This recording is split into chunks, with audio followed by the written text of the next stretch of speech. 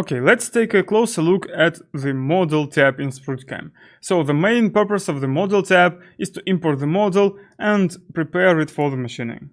So, but before we go to import, let's take a look at the model structure in SprutCAM. So here on the top left you can see the structure, which has folders, which has some objects, and here in the bottom you can see the content of the folder or of the object which is selected on the top. For example, if I select full model, I can see the content of this folder. As you can see, these folders I see here. For example, if I select part, I can see what is inside the part folder, this model. If I select the model, I can see the faces of this model. Okay, this is the objects in the model. Okay, besides the faces, if the model consists of also curves or points, they all will be seen here, visible here. Okay, next.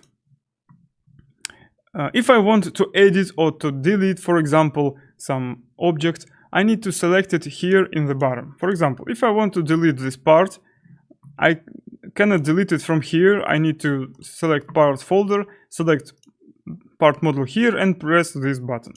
Okay, next, if I want to, for example, change the color of the face, I just select it and push this button. Okay, like this. Here's the new color. Also, we have the properties window. For example, if I select full model and click on the properties, I can see the size and the dimensions and some other properties of the model. Okay, next. Next is object selection. So I can select the objects with my mouse click. But if something is not working, just check that select objects mode is enabled in this right mouse click menu. So if I want to select multiple objects, I can just make it like this, push and drag, and everything what is inside this rectangle is selected. Also, I can hold Ctrl key and select multiple objects like this. As you can see, I'm selecting now not only faces but also edges and vertices. You can see it now like this. This is the edge, this is the vertex. Okay, why is it happening is because here on the right we have visible object selection filters. So now everything is enabled. I can turn off, for example, everything except the surfaces. Here's the surface filter. Now I can select only the surfaces. As you can see, I cannot select edges, I cannot select vertices anymore. I can turn off surfaces filter and turn on edges filter, and now I can select edges like you see it here. Okay, and also I can turn on the vertices filter and select the vertices along with the edges. Okay, by default it is useful to configure this filter like this. For the creating machining operations, you will need to select faces and edges 95% of the time.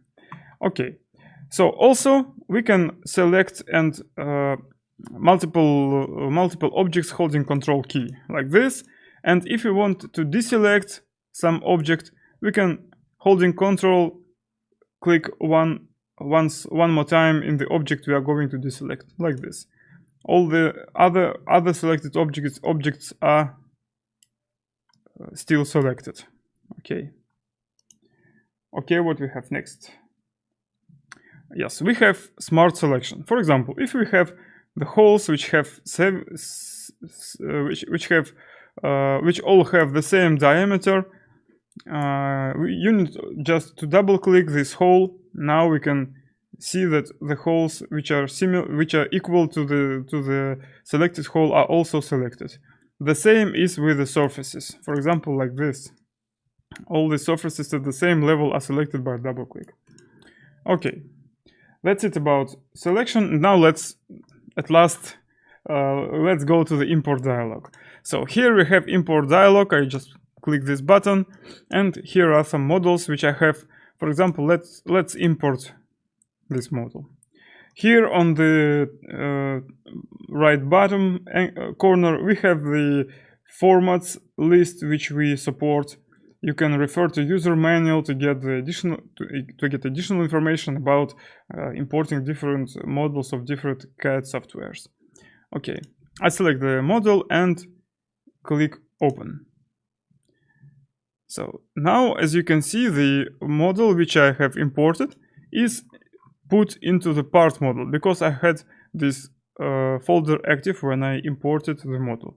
But if I want, for example, to drag and drop my model from one folder to another, it's no problem. Of course, it's this easy.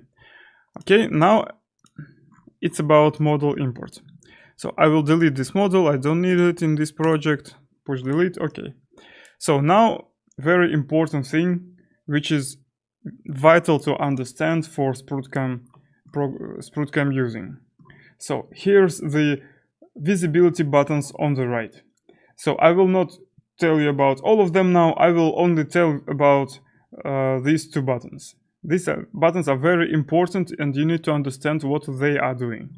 So here on the left, we have visibility control with these checks. I can turn on, turn off the visibility of different objects here. So when we go to machining tab, we have some objects visible here. And with this button, I can turn on and turn off the visibility of the objects. For example, I can turn on all the model, or I can turn on only the part.